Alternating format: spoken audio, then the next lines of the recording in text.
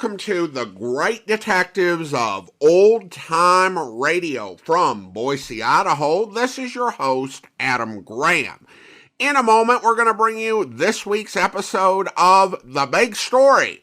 But first, I do want to encourage you, if you're enjoying the podcast, please follow us using your favorite podcast software. And I want to encourage you to check out our other podcast. And today I'm highlighting the Old Time Radio Snack Wagon, now back for its 6th season, and we've got some great episodes coming up across a wide variety of genres.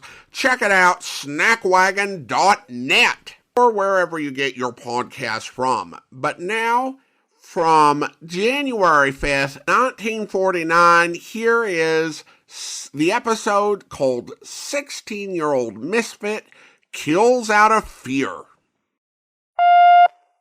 Pall Mall Famous Cigarettes present The Big Story.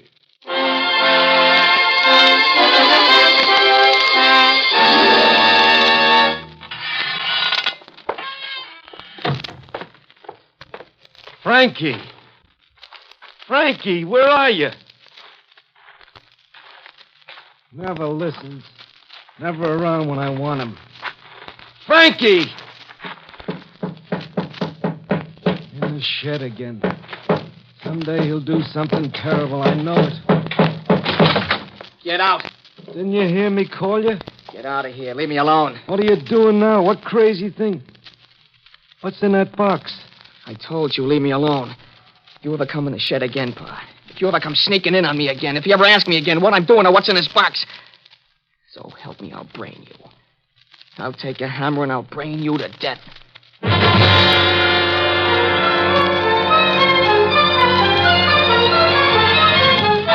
The Big Story. Here is America. Its sound and its fury, its joy and its sorrow, as faithfully reported by the men and women of the great American newspapers. Dateline, Louisville, Kentucky. The story of a boy, a misfit of 16, a frightened boy who killed out of fear.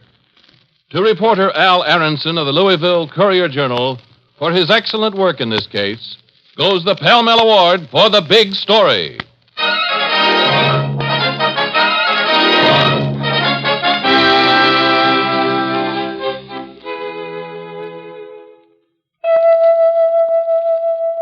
Of all America's leading cigarettes, only one is outstanding. Only one is outstanding. It's the longer, finer cigarette, Pall Mall. Discover for yourself why so many of your friends have changed to Pall Mall. Pall Mall's greater length filters the smoke on the way to your throat. Filters the smoke and makes it mild. That's important. Yes, Pall Mall's greater length of traditionally fine, mellow tobaccos filters the smoke on the way to your throat. Filters the smoke and makes it mild. Thus, Pall Mall gives you a smoothness, mildness, and satisfaction no other cigarette offers you. So enjoy the longer, finer cigarette in the distinguished red package. Pall Mall. Pall Malls are good. Good to look at. Good to feel. Good to taste. And good to smoke. Pall Mall Famous Cigarettes. Outstanding. And they are mild.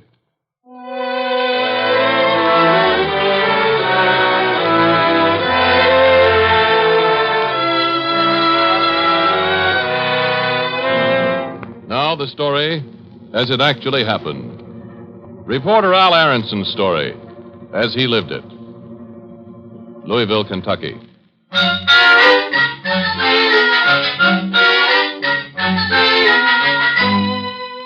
You didn't know about it, Al Aronson, reporter for the Louisville Courier-Journal.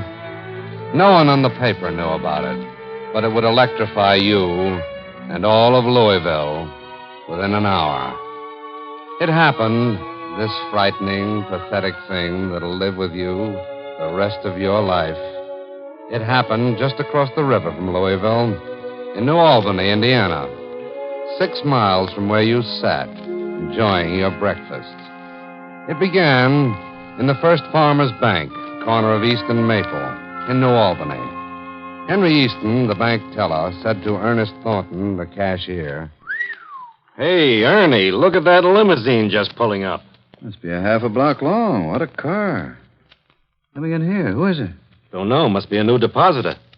Every chauffeur with him. Some style. Here they come. It's a kid. Some rich man's son, probably. No. No, it isn't Henry. That isn't Denny. He's got a gun. Mr. Adams. Mr. Adams. Mr. Adams. Shut up. Stand still. All of you stand still. Where's Adams? Where's the president of this bank? Now, what is this? Surely... Shut up and turn around. Are you Adams? Yes, I'm Mr. Adams, Turn around and walk to the vault. You don't think you can... You think I'm kidding? You think I don't mean it? All right. You refuse to go to the vault? I do, and I urge you... Okay. Who else refuses to go to the vault? Come on, talk. Oh? Okay. You lead me there. Should we rush him? He'll kill us. Even so, I think... Talking. Yeah, whispering. Good. No, don't! You, chauffeur. Yes, sir? Go out in the car and start the motor. Yes, sir. Can't take this place now. There's too much noise. You're going to drive me where I want to go until I'm ready to come back. Holding the gun before him, the kid, one dead man thought he was a rich man's son. Another dead man thought he could be rushed. And a third dead man thought he could be urged. The kid, he was 16, forced the liveried chauffeur into the sleek limousine and drove away. And that was all anybody saw or heard that morning. 3 dead, a 16-year-old murderer escaped. You get the story. Youthful, serious, an eye for every detail, Al Aronson. The first lead, 12 hours after the attempted robbery and triple murder, came from a hospital bed in New Albany, just across the river. A man with perhaps an hour to live. A man with a hole through his chest made by a .45. The liveried chauffeur, George Murphy. Now, don't raise your voice, George. I can hear you fine. Thank you, Mr. Aronson. Like I told you, sir, he picked me up sitting in the car about 9:30 in the morning. In Louisville, that was? Yes, sir. I drive for Mr. Norton at the steel plant. Mm-hmm. Made me drive across the bridge. Is it bad, George? No, it's not too bad, sir. Made me drive up to the bank. He knew that bank, too, sir. Says nobody will be in there now, just a cashier, the teller, and the president. He was right, wasn't he? Yes, sir, that's right. He got there, kept the gun in my side, and made me go in with him. He killed them 3 men, made me go out and drive them away. Mister, I tried to turn him in. How do you mean, George? Well, I tried to mix him up, turning corners and twisting so on. Tried to pull him into the police station, but, well, he knew the town. Told me, turn down here, turn down there, all the time keeping away from... Now, I'm sorry, sir. Take it easy, George. Yes, sir. Well, all the time, he'd keep me from driving to the police station. New alleys I didn't half know myself. And made me go down near the riverfront. It was a little blind alley I never did see before. That's the way he done it to me. Said to me, you might keep your mouth shut, but I'm making sure. And then he shot you? Yes, sir. He stuck the gun right next to my chest and pulled the trigger. Had a smile on his face. He was mean, mister. Bad mean. No more than 16. Real mean. What did he look like? Oh, big fella, 6'1", 6'2". Only 16 or 17, the most. Pimples on his face and a foul tongue, sir. I tell you, foul. Cuss his own mother. Ever see him before? No, sir. But the way he knew them streets, knew where to turn, knew the bank, he must be a local boy, I figure. But... George. Maybe... George. George. You take the theory given to you by the heroic Negro chauffeur who tried to steer the car to the police station. You take his idea that this was a local boy, and there are no other clues, to the cops. Lieutenant Edmonds listens, lights up a cigar butt he's chewing. No, local boy couldn't be. But he knew the town from the chauffeur's description. He knew it as well as you. I know every hoodlum in this town, every one of them. Killer isn't here. There's 9 kids, maybe 10 who fit that description. I checked every one. They didn't do it. But if you'd heard the chauffeur, Lieutenant, if you'd heard Look, what he you're said... a bright reporter. Answer me this. He wants to do a holdup in New Albany. Why does he go over the bridge to Louisville, get the car, force the chauffeur all the way back here, and then do the holdup? Does that make sense? No, but it still But could have... nothing. That was a local New Albany boy. I'd have him in the coop and halfway up for sentencing. Try something else.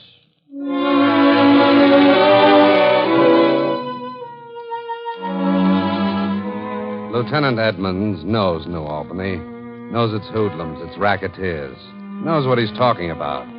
But you are Al Aronson and stubborn and a man with an eye for facts. You don't easily shake the sight of the dead chauffeur, George Murphy, from your mind, or his words. So you start looking in dives, in pool rooms, in the sordid places having no others that young hoodlums gather. But always, I never heard of nobody look like that. Pimples? Huh. always the wise guy grin, the gag, and the shaking of the head. And then a thought. A kid who knew the town that well must have lived here. Maybe he moved. Moved, that's it. Lived here and moved. You go to the movers in town. There are 6. The first 4 know nothing about it. The description means nothing. But the 5th... A mean kid, dark-haired, pimples. Real low-down mean kid. That's the one.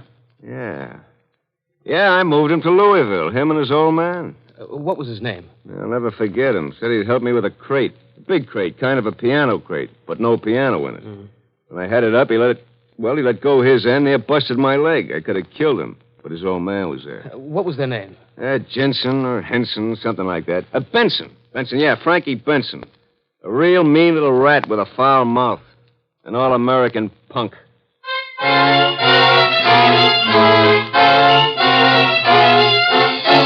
You find the home of the mean, foul-mouthed kid in Louisville. A seedy 2-room shack, kitchen and bedroom, a little shed in the back, where a tired, beaten old man listens to you. And before you're half through... It's him. Don't say no more. It's him. 4 men killed, you said? That's right, Mr. Benson. Sooner or later it had to be. Now it happened. A son. A man slaves a whole life for a boy. His mother died 8 years ago. I never married again. Who'd marry me? And this. I knew it. It had to happen. Has he been around since? When did he do it? Tuesday. Today's Thursday. Yesterday he disappeared. No, Thursday. Today he disappeared. Today. Excuse me if I'm a little mixed up on the days. Of course. You've no idea where he went. Away, that's all he said. Away. Except the note. Now it comes to me. The note, what it meant. What note, Mr. Benson? He left me a note. I'll get it. If I tell you, you won't believe me. Step inside. Into here. Here is the only other room, the bedroom. He opens a closet where rags hang and one decent suit of clothes. And in a pocket, he finds a piece of crumpled paper, cheap note paper with lines in it. And in childish handwriting is a note. Read it. Read it. You wouldn't believe it otherwise. This is his writing? His. Stop me, please, before I do it again. That was after he murdered them. 4 men. It's awful. Mister, do you think you can find him? Do you think you can stop him? Before he does it again? Before he does it again. I can try. We've got to. Mr. Benson, we just got to.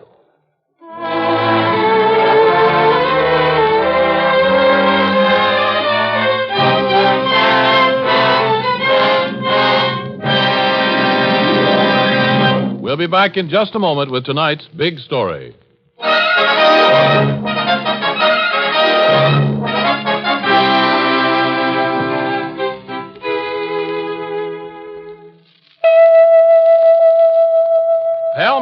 famous cigarettes.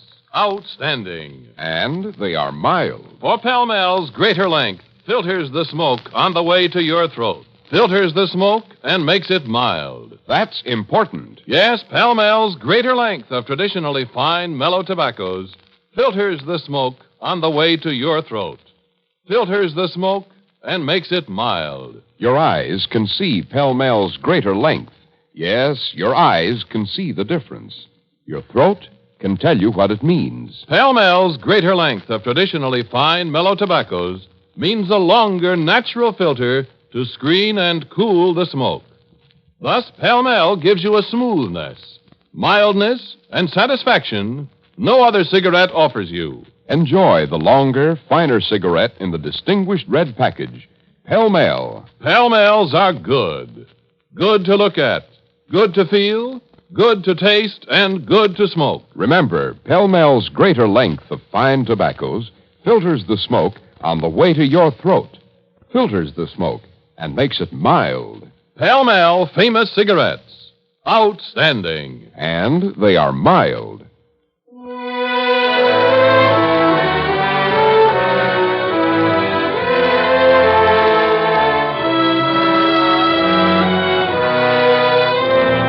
This is Cy Harris returning you to your narrator and reporter Al Aronson's story as he lived it and wrote it.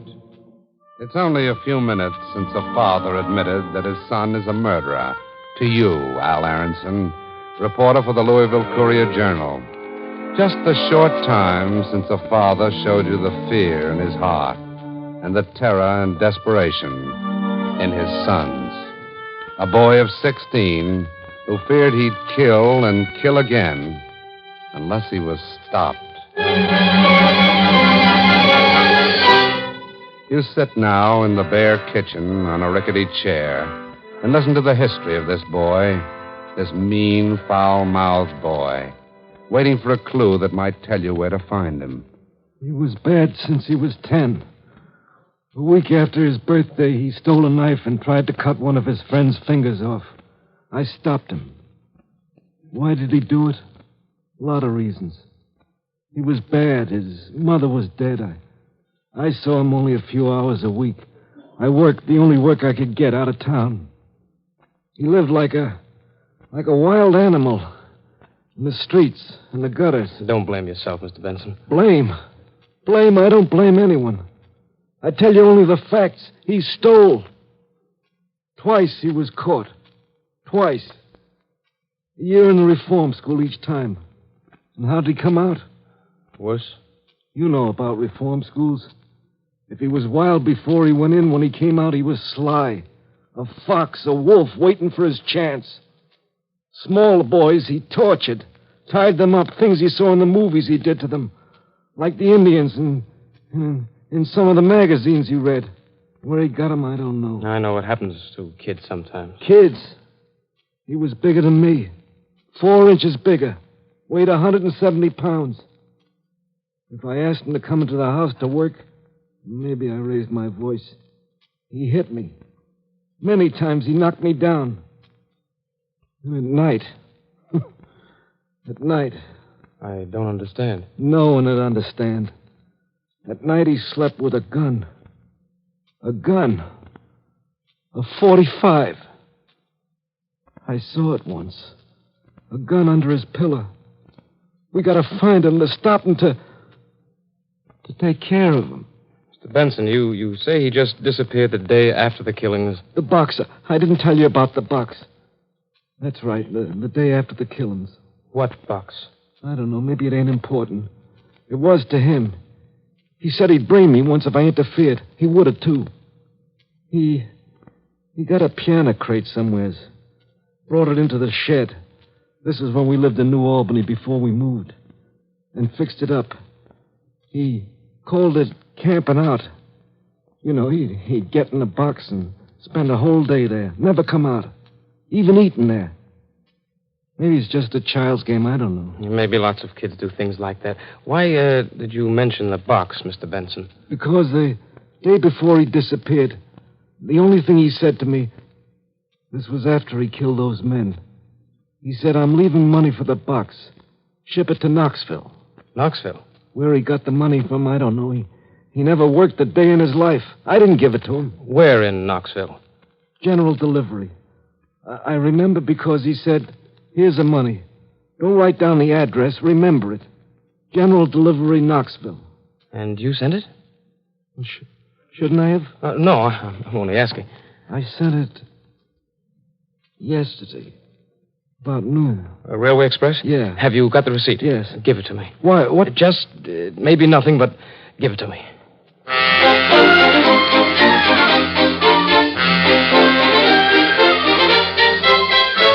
You checked the neighborhood. No one saw Frankie leave town. That said, you go to the police, to Lieutenant Edmonds, who once before told you your theory was cracked. Say that again, Aronson. I don't think my hearing's that bad. I said this kid sent a packing crate out of town to General Delivery in Knoxville, and I want to investigate that crate. What are you trying to prove? Well, nothing. I want your cooperation to find out where that crate is and see what's inside of it. Is that going to tell us where little Frankie is? It might. What did he do? Leave a note inside and say you'll find me at the Wall of Astoria in New York? I don't know what we'll find, but from what his father said, this kid's been bad a long time. This kid's been bad since he was born. Now, look, let's not fight about it. All I want is an order to stop the crate, examine it... Look, I play hunches, long shots. I'm screwy. But not this screwy. Who found out where Frankie lived? Okay. Who said he couldn't possibly be a local boy? Okay. Maybe I am that screwy. Hennessy, get the Railway Express on the phone. We want to trace a crate shipped to Knoxville.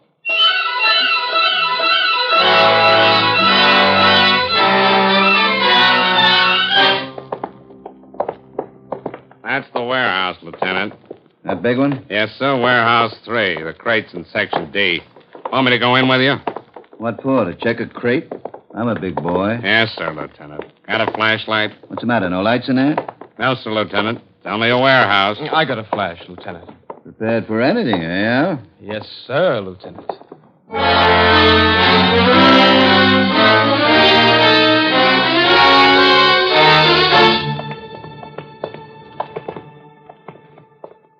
There's Section D.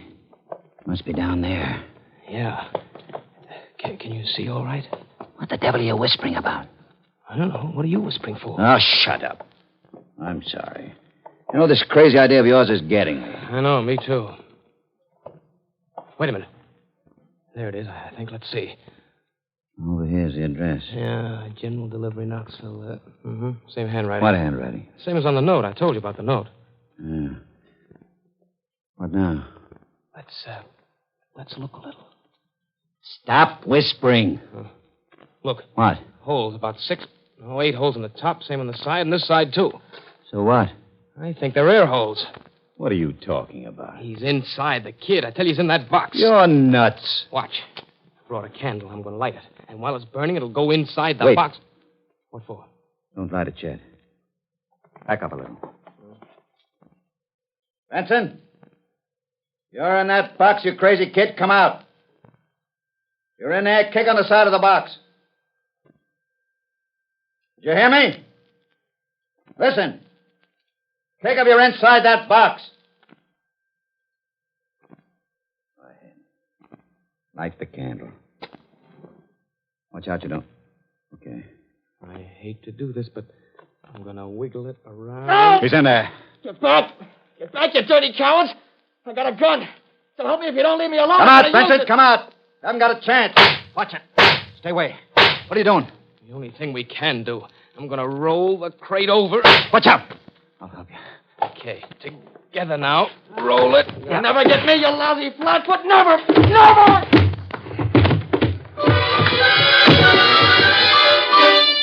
But never is a long time. And after 3 more turns of the crate, there's silence inside. No more shots. No more despairing threats. And then you and the lieutenant open it up. And out comes the mean, foul-mouthed boy of 16 who did all these things. These unspeakable things. Robbery, assault, brutality toward his father, murder. He comes out and asks 2 questions. Can you tell me why I did it? Can you? Can you help me, mister? Can you? And then he collapses. And in the end, after the arrest, after the confession, you and his beaten, aged father examine the box, his camping out place, and you find... Look. Like a Pullman compartment, he fixed it. With a bed. He could sleep here a day. 2 days. Mm-hmm. He had containers under the seat. This one is water, and this is for food. A lantern. Look, mister. A lantern. I see, and matches in a waterproof case. A knife. 3 more guns. He had quite an arsenal. The magazines. Look at all the magazines. And then something that wrings your heart, that touches everything and colors it. Mr. Benson, look. A black hat, black shirt, black pants, and a mask to wear over his eyes, and false black whiskers.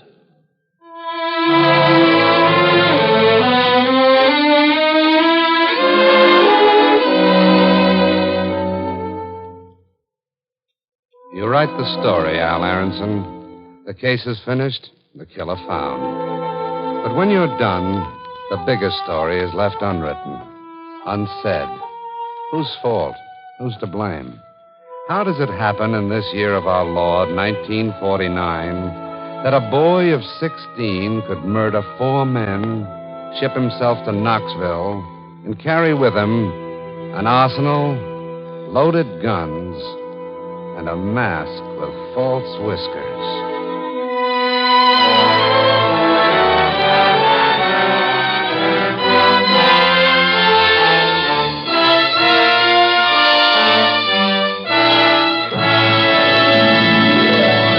In just a moment, we'll read you a telegram from Al Aronson of the Louisville Courier-Journal with the final outcome of tonight's big story.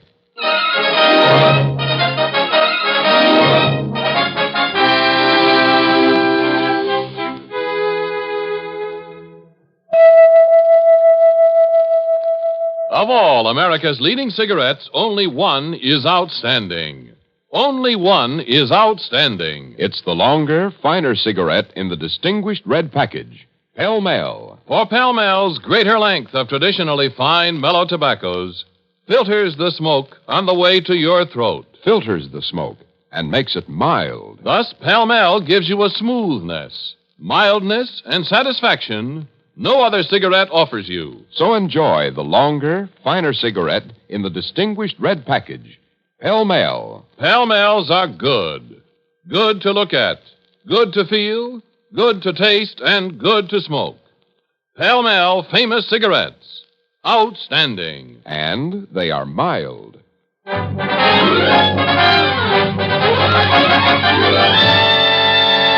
Now we read you that telegram from Al Aronson of the Louisville Courier-Journal. Further examination of crate used as hideout by killer in tonight's big story revealed that one side of it was so hinged that it could be locked or opened from the inside. He had also provided straps to hold himself and his provisions steady while in transit. News of his capture so aroused citizens of New Albany, Indiana, that police were compelled to transfer him to Indiana Reformatory at Jeffersonville. Tried for murder, he was sentenced to life imprisonment in the state penitentiary. Thanks a lot for tonight's Pall Mall Award. Thank you, Mr. Aronson. The makers of Pall Mall famous cigarettes are proud to have named you the winner of the Pall Mall $500 award for notable service in the field of journalism. Listen again next week, same time, same station, when Pall Mall famous cigarettes will present another big story. A big story from the front pages of the Jacksonville Journal. Byline, Lee Cully. A big story about an abandoned school, a weird old man, and a witch who walked in the night.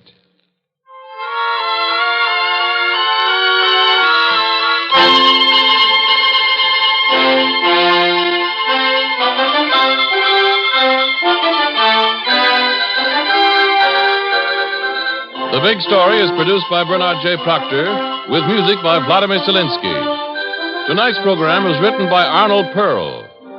Your narrator was Bob Sloane, and James McCallion played the part of Al Aronson. In order to protect the names of people actually involved in tonight's authentic big story, the names of all characters in the dramatization were changed, with the exception of the reporter, Mr. Aronson.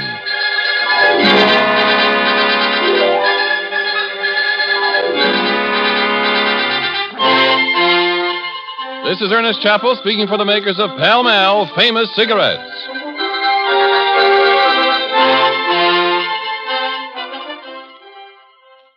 This is NBC, the national broadcasting company.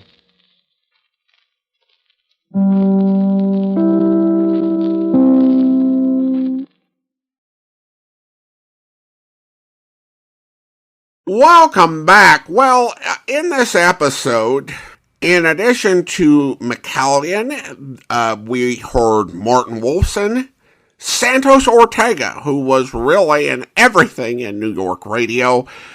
Then you had Jackie Grimes and Grant Richards. Dr. Joe Webb's great resource, The Stories Behind the Big Story, actually has details on where this story originated from. And it was actually from an incident that occurred in November of 1909. When there was a daytime robbery of the Merchants National Bank, and 4 people were killed in the process. And that is really the extent to which the story has truth in it. And a chauffeur was among those killed, as well as bank employees. I often say the big story is a true-ish crime series, and this episode illustrates why. There is a basic crime and circumstances that are involved, but the embellishments really take it to being very fictitious. Of course, there's the issue of narrative framing, and we've talked about this in another episode, where the way the case was presented was changed to tie into a cultural narrative of the time about the problem of juvenile delinquency. That ending question, how could this happen in 1949? Well, it didn't. It happened in 1909. There were 2 world wars and a depression in between this story and this episode. And I don't think that the episode really showed that he killed out of fear, or even much that he was a misfit, but it was trying to go for the narrative. Of course, out of context, it could be read, what is the Postal Service in this country doing that people are shipping themselves around in 1949 and able to carry all of this stuff with them? That would be worse, because that was not actually part of the story of the young killer Thomas Jefferson Hull, where, according to Dr. Joe Webb, that police caught him as he tried to cross the Ohio River to the Kentucky side on a skiff. So the whole idea of this crate is an invention for the radio show. Now, I should say that even though it didn't actually happen, it is plausible because people did ship themselves around. And piano crates were huge, and they were built from very sturdy wood. And so you could kind of curl up in there, and nothing that he did was impossible. It's a bit implausible that this 17-year-old juvenile delinquent is going to have these sort of mad carpentry skills, a mechanical genius, and also a knowledge of how the freight companies work, and this sort of like Zen master sort of physical discipline to stay still the whole time. That, plus, just as a practical matter, nobody saw him, particular radio take, and so he didn't need to go to all this trouble. I mean, I guess if you'd already prepared the crate in advance as your escape plan, you wouldn't think about whether it was necessary or not. Or you'd think, I don't technically need to do it this way, but I've already built out this really cool box with hinges and secret compartments and a fold-down bed.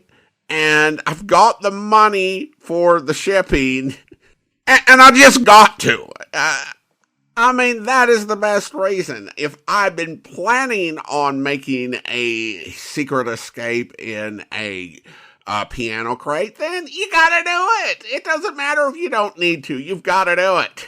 Now, one thing that's really interesting is that I do have access to the performance scripts for each episode. And this episode had a couple of funny changes. The funniest to me was that the original script, as typed, had him being shipped to a P.O. box, which just raises so many questions. Well, listener comments and feedback now. And we start on Patreon, where Joel comments, "Great cast." And then Harrison thanked me for the follow-up on the previous episode and said regarding the episode The Lottery, the minute the cop noticed Mac, I knew I'd heard that somewhere before, but couldn't recall where. Thanks for mentioning Casey Crime Photographer. Otherwise, it would have driven me a bit crazy. And yeah, there are those cases where you just hear a case and it sounds familiar, like I've heard that before. And it sets me down a rabbit hole trying to figure out, where did I hear that before? And if I don't solve it, it's going to bother me. So appreciate your comment. And then I have a comment over from YouTube where James writes, "Very interesting story and well acted." Well, thanks so much, James. And now it is time to thank our Patreon supporter of the day. And I want to thank Jennifer, Patreon supporter since November 2019, currently supporting the podcast at the rookie level of $2 or more per month. Thanks so much for your support, Jennifer. And that will do it for today. If you're enjoying the podcast, please follow us using your favorite podcast software. And be sure to rate and review the podcast wherever you download it from.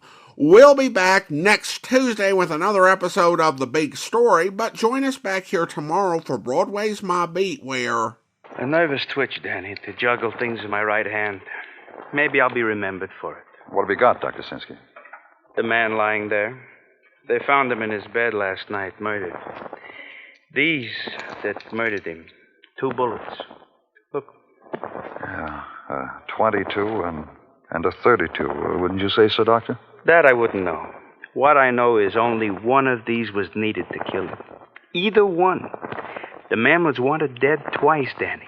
He was killed twice. 2 bullets, different size, twice dead. You know who he was? When they brought him to me last night, there was a tag on him. A name, Tom Keeler. An address, the Nixon Hotel. Nothing else. No other word to the living about why such things must happen. You're sure, Doctor? You're sure that Each wound was a mortal wound, Danny. Each wound could... I hope you'll be with us then. In the meantime, send your comments to box13@greatdetectives.net. Follow us on Twitter at Radio Detectives and check us out on Instagram, instagram.com/greatdetectives. From Boise, Idaho, this is your host, Adam Graham, signing off.